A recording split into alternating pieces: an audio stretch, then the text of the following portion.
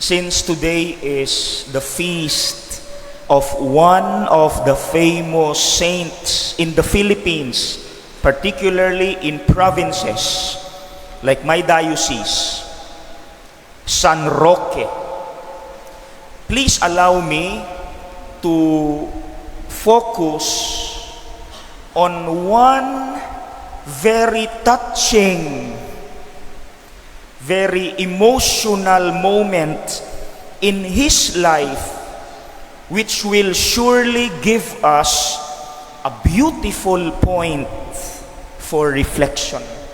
Beautiful point, I promise. Let's begin. Roque came from a wealthy family. When he was 20 years old, he lost both parents.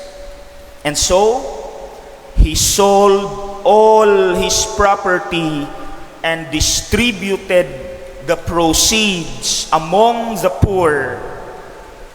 Then he joined the Third Order of Saint Francis. Then he journeyed to Rome to visit the tomb of the apostles. But when he arrived in northern Italy, particularly in Aqua Pendente, there was a horrible epidemic in the place. Horrible. But instead of leaving, he offered his life in the service of all the sick. He went to hospitals, he went to homes, serving without rest by day and by night.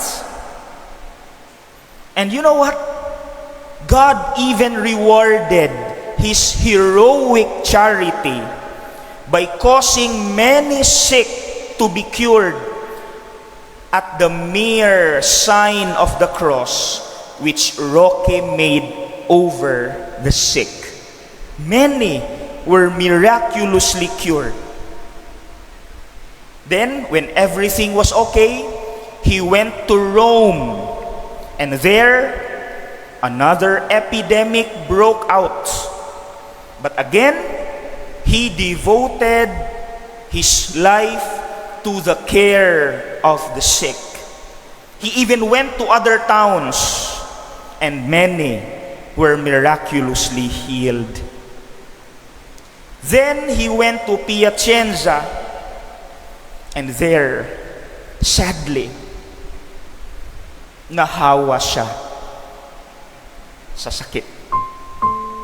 He himself was stricken with the dreaded, horrible disease. He was struck by the disease. And the sad part, in that hospital where he had cured so many sick, he was now looked upon as an intruder who had no right to claim a place in the hospital. He was rejected. In that same hospital where he cured many sick, he was treated as an intruder who had no right to claim a place in that hospital. But the good news was, he did not complain. He never complained. In fact, in order not to be a burden to others, he left the hospital and dragged his sick body to the woods. Kawawa. And came upon a dilapidated hut. And you know what? He was still thankful to God for giving him a quiet lodging. He was not bitter. He was not pessimistic.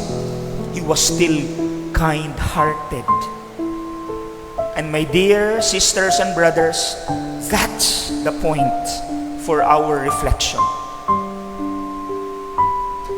He continued loving. He continued to be kind and good even when what is given back of His goodness was rejection, betrayal, pain, criticism, and hate. That's the beautiful point, because that is authentic loving. When you continue showing goodness, when you continue loving, even when what is given back of your kindness is rejection, betrayal, and pain. But ako ang naiyak, because I can relate to this in many ways. Have you experienced that? Sige, kayo po, have you experienced that? You showed kindness, selfless love, selfless care. You served, you loved. But what was given back of your goodness was betrayal, hatred. You were misunderstood. You were misinterpreted. You were rejected. Have you experienced that?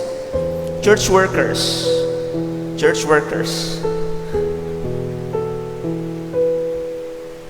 Diba ang sakit sa unang tingin? Ang sakit. Parents who are here, do you remember when your kids were still in high school and college and they started talking back, even shouted at you? But the question is, why did you not give up on loving them? Why did you not give up in serving and showing kindness? Because that is what real love is. Congratulations po. Congratulations to all of you for showing that love, for not giving up on loving, even when what is returned back of your goodness was rejection and betrayal. Remember, do you want an example? Jesus did not skip the feet of Judas during the washing of the feet, even though Jesus knew that Judas would betray him. He still washed the feet of Judas. That is love. He still washed the feet of Judas, even though he knew he would be betrayed by Judas. That is love. Do not give up on loving. Continue showing kindness, even when what is given back of your kindness is negativity, pain, rejection. Amen. Amen.